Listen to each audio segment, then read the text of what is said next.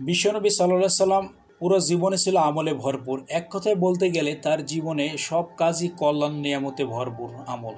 তিনি নিয়মিত 4টি আমল করতেন, কখনো আমলগুলো ছাড়তেন না। 4টি আমলের মধ্যে একটি প্রতিদিনের নিয়মিত আমল, একটি প্রত্যেক মাসে নিয়মিত পালন করতেন, আর 2টি নির্ধারিত মাসে পালন করতেন। নবীজির নিয়মিত আমলগুলো কি? হ্যাঁ ভিউয়ার্স, আমি আপনাদের সঙ্গে শেয়ার করব বিশ্বনবী সাল্লাল্লাহু আলাইহি সাল্লাম জীবনে 4টি আমল কখনো ছাড়েননি। তো সেই 4টি আমল কি, সেগুলো নিয়ে এখন আলোচনা করব। তো চলুন মূল প্রতিবেদনে। বিশ্বনবী সাল্লাল্লাহু আলাইহি সাল্লাম যে 4টি আমল নিয়মিত করতেন তা কখনো ছাড়েননি।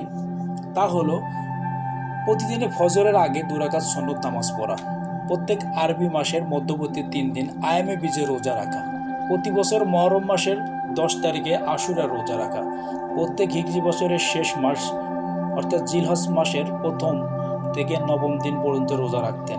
সুতরাং মুসলমানদের উচিত প্রতিদিন ফজরের সুন্নত নামাজ আদায় করা। কেন নবী সাল্লাল্লাহু আলাইহি সাল্লাম কখনো ফজরের সুন্নত ও বেতের নামাজ ছাড়তেন না। প্রতি আরবি মাসের 13, 14, 15 তারিখে আয়ামে বীজে রোজা রাখা, মুহররম মাসে আশুরা রোজা রাখা এবং জিলহজ মাসের প্রথম দিন থেকে 9ম দিন পর্যন্ত আশুরার রোজা।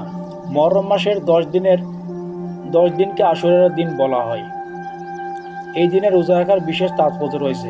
জাবের রাদিয়াল্লাহু থেকে বর্ণিত, রাসূল সাল্লাল্লাহু আলাইহি ওয়াসাল্লাম বলেছেন, আমাদের রমজানের রোজা ফরজের আগে আশুরা রোজা রাখার নির্দেশ দিতেন এবং এর প্রতি তিনি উৎসাহিত করতেন।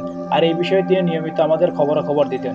যখন রমজানের রোজা ফরজ করা হলো তখন আশুরা রোজার ব্যাপারে তিনি আমাদের নির্দেশও দিতেন না, নিষেধও করতেন না। আর এই বিষয়ে তিনি আমাদের খবরাখবর নিতেন না।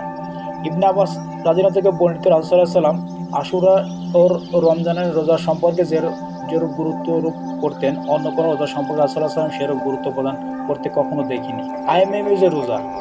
আবু যর গিফারি রাদিয়াল্লাহু থেকে বর্ণিত, রাসূল সাল্লাল্লাহু আলাইহি ওয়াসাল্লাম বলেছেন, হে আবু যর, যদি তুমি প্রতি মাসে 3 দিন সিয়াম পালন করতে চাও তাহলে 13, 14, 15 তারিখে তা পালন করো।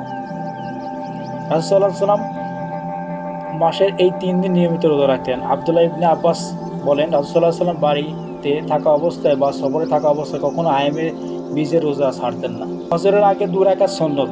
উম্মুল মুমিনিন আয়েশা রাদিয়াল্লাহু থেকে বর্ণিত, রাসূল সাল্লাল্লাহু আলাইহি ওয়াসাল্লাম বলেছেন, ফজরের ফরজ নামাজের আগে 2 রাকাত সুন্নত নামাজ আমার কাছে সারা পৃথিবীর চেয়েও প্রিয়। অন্য হাদিসে ইরশাদ করেছেন, ফজরের 2 রাকাত সুন্নত দুনিয়ার মধ্যে যা কিছু তার থেকে উত্তম। আবু হুরায়রা রাদিয়াল্লাহু থেকে বর্ণিত, রাসূল সাল্লাল্লাহু আলাইহি ওয়াসাল্লাম বলেছেন, শত্রু বাহিনী তোমাদের তাড়া করলেও তোমরা এই 2 রাকাত নামাজ কখনো ত্যাগ করিও না। জিলহজ মাসের প্রথম থেকে 9 দিন পর্যন্ত বিশ্বনবী সাল্লাল্লাহু আলাইহি ওয়াসাল্লাম রোজা রাখতেন। তিনি কখনো রোজা ছাড়তেন না। জিলহজ মাসের মধ্যে একটি দিন আছে আরাফার দিন। আল্লাহ রাসূল সাল্লাল্লাহু আলাইহি ওয়াসাল্লাম ইরশাদ করেছেন, কেউ যদি নেক মনে যদি এই রোজাটা রাখে, আরাফার দিনে রোজা, তার পিছনে 1 গোনা এবং সামনের 1 বছরের গোনা আল্লাহ পাক মাফ করে দেয়। সুবহানাল্লাহি ওয়া বিহামদিহি।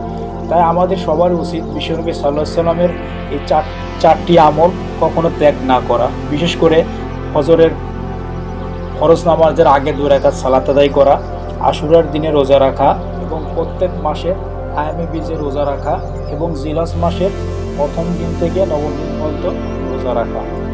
আল্লাহ পাক আমাদের সবাইকে আমল করার তৌফিক দান করুন। আমিন।